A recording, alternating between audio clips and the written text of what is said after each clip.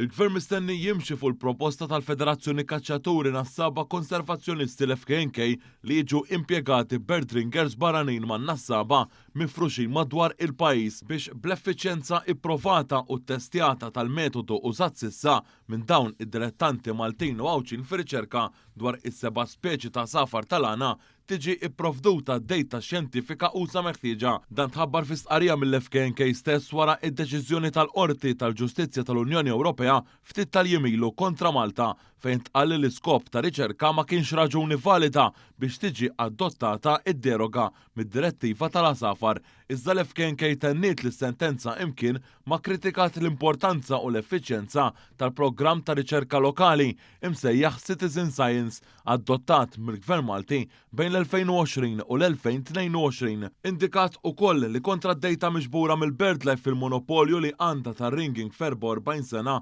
lanqas biss jitqabbel ma dik miġbura man-nassaba tradizzjonali f'sentej biss. L-FKNK ikkwotat id-dejta miżmuma mill-Liuring, l-entità Ewropea għar-ringing tal-asafar, u qalet li l-BirdLife irnexxiela tiġbor l-informazzjoni biss minn fuq madwar 2700 asfur tal-għana f'pajjiżna bejn l-1965 u l-2020 bl-eskurzjoni ta' snin ta' bejn l-1984 u l-1995 anke jekk qatt ma kellha restrizzjonijiet fuq il-ħin jew il-post u fil-maġġoranza sar fis-santwarji tal-asafar li topera. L-FKNK qalet li l-BirdLife irnexxiela iġib informazzjoni biss minn 61 asfur tal-għana fis-sena fuq 44 sena. Minn barra qalet li d-dejta tal-Liuring tixet ukoll fl-irkupri ta' xrieket permezz ta' qbit mill-ġdid bejn l-1940 u l-2020 il-BirdLife kellha biss minn tiċriket irkuprati. Bil-maqlub tenniet li skont ir-rapporti u l-istatistika tal-White Birds Regulation Unit għal-2016 u l-2017 l-uniċi snin li b'din id-dejta uffiċjali dwar is-seba' speċi ta' asafar tal-għana, in-nassaba Maltin irnexxielhom jaqbdu total ta' ftit inqas minn 16,000 asfur tal-għana jew medja ta' aktar minn 1,000 asfur f'kull speċi tal-għana kull sena fil-perjodu msemmi.